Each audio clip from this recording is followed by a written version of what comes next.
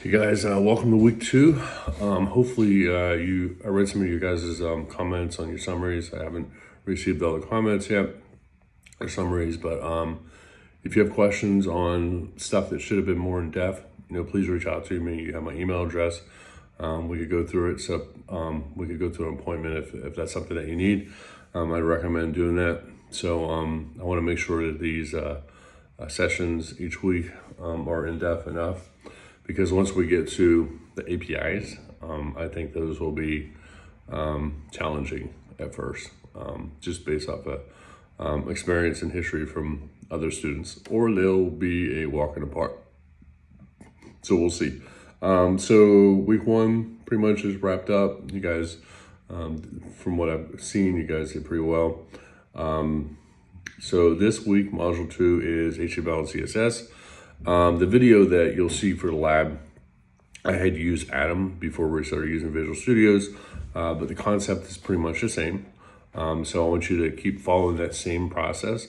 You're writing some code, you're learning some CSS, and maybe you already know CSS.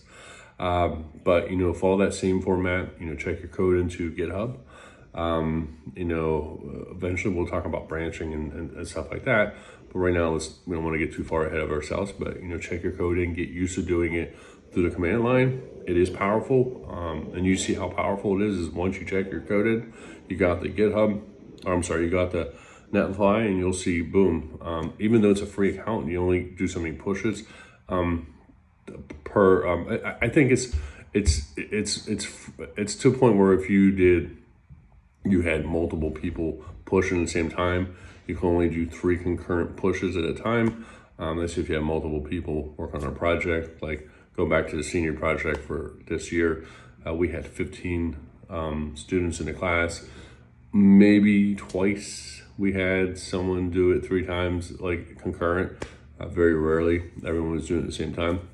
But anyways, keep doing that. You'll notice, and I like to get you guys' opinion and ladies' opinion on, from what you did where you would push it up through FileZilla and go out into the, now it's the remote desktop and all that process. Do you think this is a quicker, more efficient process, or do you still like to do that old school stuff? I'm just curious what you think.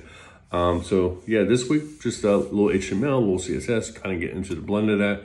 Each week we're going to do kind of the same thing. I want to see a YouTube video. I want to see get used to presenting your work, because that's important.